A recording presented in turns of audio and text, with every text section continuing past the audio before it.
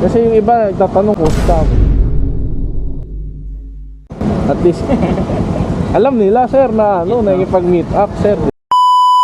Isa ka bang batang 90s o mahilig maglaro ng retro games? At ang gusto mong console ay yung kasyang-kasya sa bag mo? Baka ito na hinahanap mo, ang Anvernic RG35XX. Tara't i-review natin at i-unbox itong bagay na to at magbigay tayo ng review about dito sa product na to. Let's go!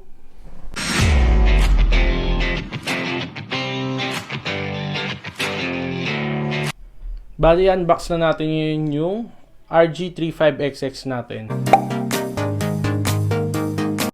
So ngayon, ang masasabi ko, sa box pa lang niya, masasabi mo ng solid yung product kasi yung box pa lang niya is hindi siya yung typical na box, makapal siya. Sa isang side, makikita nyo naman dito yung kung anong kulay meron yung box na to. So sa loob nito meron transparent white na unit. Yun lang. Wala na tayong makitang iba pa. So, napaka straightforward na itong box na to.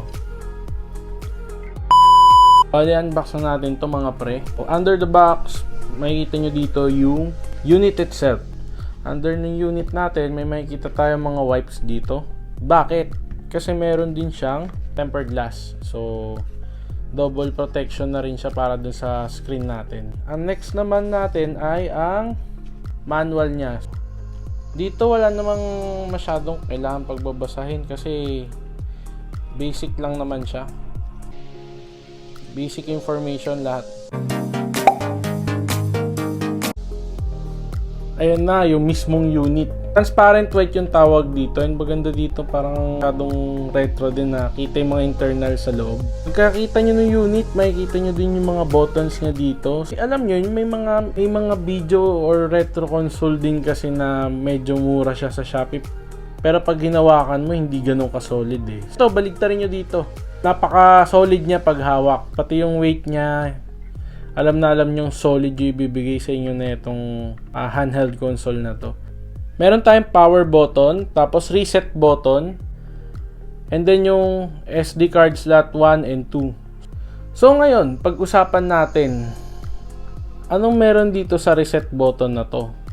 Based on my experience sa paggamit ko ng Anvernic RG35XX, may time kasi na nag-ahang tong RG35XX, which is kahit ano naman kahit cellphone nga na mabilis, nag-ahang din So ngayon, may ibang mga user, may mga na-encounter ako na ibang gumagamit ng RG35XX na pag nag-hang ang unit nila, tinatanggal nila yung memory card. Kaya nag-co-corrupt ang file. Kaya, pag nag-hang yung Anvernic nyo, i-reset nyo na lang kaysa tanggalin nyo yung memory card. Charging port. Pero pwede rin dito yung mga controller. So, kung may mabibili kayong dongle para sa controller, at pwede nyo isalpak dito, meron kayong makikita sa Shopee. And then yung 3.5mm head jack. Bali, open na natin tong unit na to. Press nyo lang yung power button ng siguro mga around 4 seconds. Then makikita nyo na yung boot logo nya. Gaantay lang kayo. So napakasimple lang nung stock OS. Kasi ang unit na to is dual OS na siya. Isang stock OS, tapos may garlic OS na din siya. Kung makikita nyo dito, merong game rooms. Makikita nyo lahat dito yung iba't ibang klase ng emulator. Makikita nyo dito yung iba't ibang emulator. Merong PS1 games, vertical arcade, CPS1, CPS2. So ito yung mga nasa video machine dati. Neo Geo, FB Neo, Mami Game, GBA, NES, or family computer, SNES, SMS, Game Boy Color, Game Boy, PCE, and many more. To be honest, hindi ko naabutan na halos yung iba dito. Baka mas matanda pa sa akin yung ibang console dito. At the same time, meron din tayong mga favorite, and then yung history. So, lahat ng mga nalaro mo, mababalikan mo dito.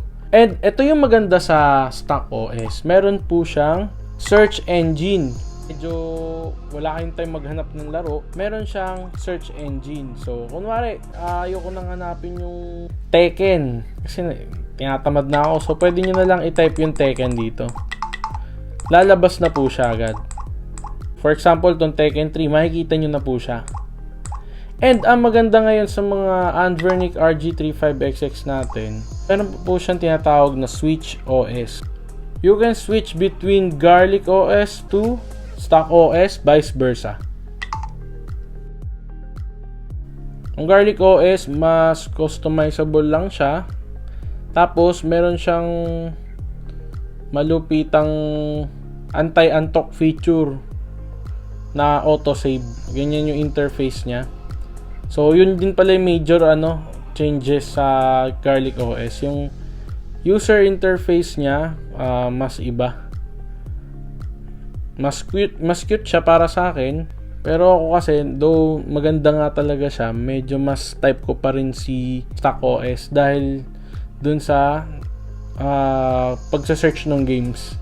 Kasi minsan talaga, tinatype ko na lang yung games na gusto ko, guys. The best emulator talaga or console is yung Anbernic. Spider-Man, kunin natin.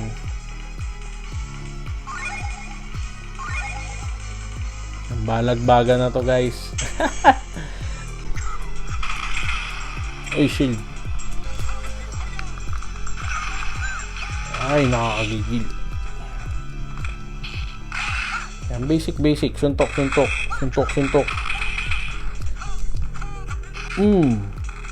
Apucha ako pala na wrestling. Paano ba palitan to? Yun lang, nakakatuwa talaga. Ayan, flamethrower. Buga lang ng buga ng apoy. Kaso malakas talaga tong Elite 4 na to eh. At syempre, hindi mawawala yung pambansang laro natin. Mostly ng mga nagiging client ko sa online store ko, guys, talagang pag nalaro nila to, napapasigaw sila eh. Tinatanong ko bakit. Bumabalik ako sa pagkabata ko, sir eh. So, yun lang yung maganda talaga pagka ayan. Yun lang yung maganda dito pag nalalaro nyo talaga. Bakit masaya maglaro ng Anbernic RG35XX?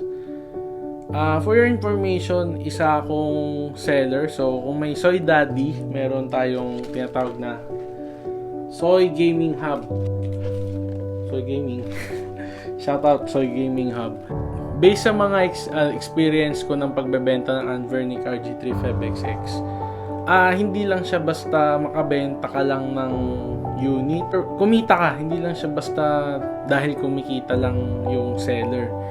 Iba yung nakikita kong saya dun sa mga client. So, from different age po sila.